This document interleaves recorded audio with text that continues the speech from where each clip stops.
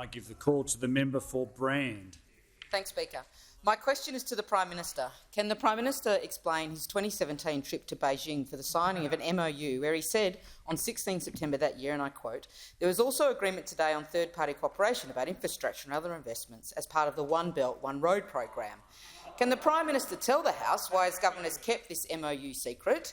Will the Prime Minister table the MOU today?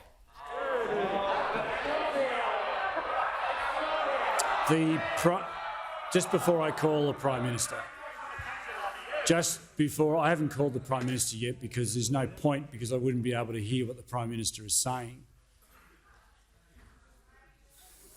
Prime Minister, I haven't given you the call yet, Prime Minister.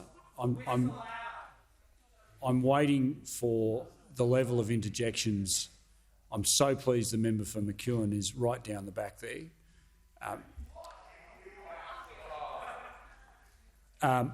The level of interjections is too high.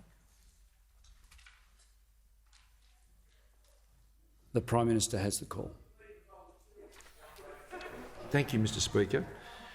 It is a matter of public record that the government's policy, both under the previous Prime Minister and I, has been not to sign up to the Belt and Road Initiative.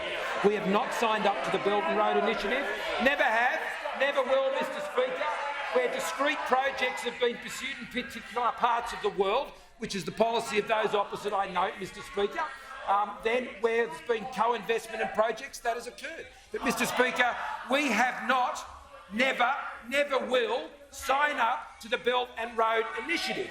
Now, Mr Speaker, I note that the reference is made to when I was last there in 2017, Mr Speaker, as part of the closer economic dialogue arrangements, Mr Speaker, that was between our governments. Now, Mr Speaker, those dialogues have not occurred for many years, Mr Speaker.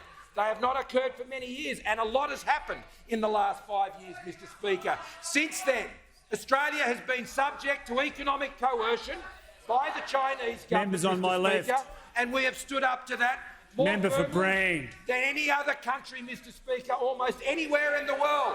But we note the bravery and courage of Lithuania, Mr Speaker, and we stand with the Lithuanians on those issues. And we have worked with other countries around the world to stand up to the economic coercion of the Chinese government, which has only been met with more retaliation on Australia. Now, Mr Speaker, I am not the leader of a political party who was happy to trade away some coercion, Mr Speaker, for other coercion.